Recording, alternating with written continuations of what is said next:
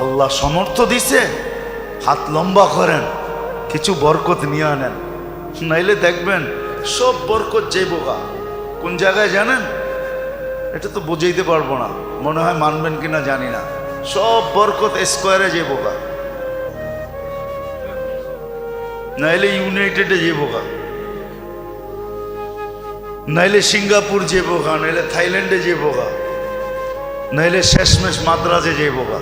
সব বরকত ওদিকে চলে যাবে। বরকত রাখেন কিছু, আল্লাহ সমর্থ দিছে, হাত লম্বা করেন, সবচেয়ে দামি যেটা ওটা দেন। খেজুর নিজে খান 1200 টাকা কেজির, ঠিক না?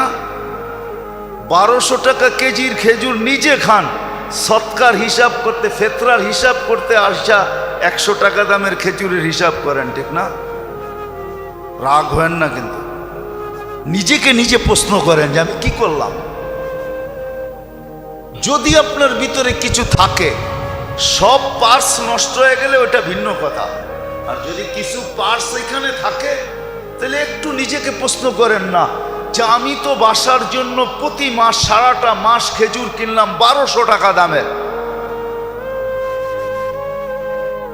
সুক্কারি কিনলাম 3 কেজি 1500-1600 টাকা দিয়া, আর ফেতরা দেওয়ার সময় আইসা হিসাব করতেছেন 120 টাকা খেজুর, কেজির খেজুর।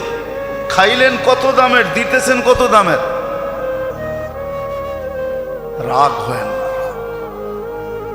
আল্লাহর ধন আল্লাহ দিচ্ছে, আল্লাহর জন্য লুটায় দেখেন না। আল্লাহ বলছে আমার জন্য যে লুটাবে তাকে আমি কমাবো না। ওমাই ইউকরিদিল্লাহ কারদান হাসানা ইউদাইফুহু, আমি তোমাকে বাড়ায় দুনিয়ায় 10 গুণ বাড়ায়া দিব, আখেরাতে হিসাব ছাড়া দিব। নিচে খাইলেন 1200 টাকা দামের খেজুর, আর ফেতরা হিসাব করতেছেন 120 টাকা দামের খেজুর, ঠিক না? 3.5 কেজির দাম, ঠিক না? কি বলেন? হাত প্রসারিত করেন।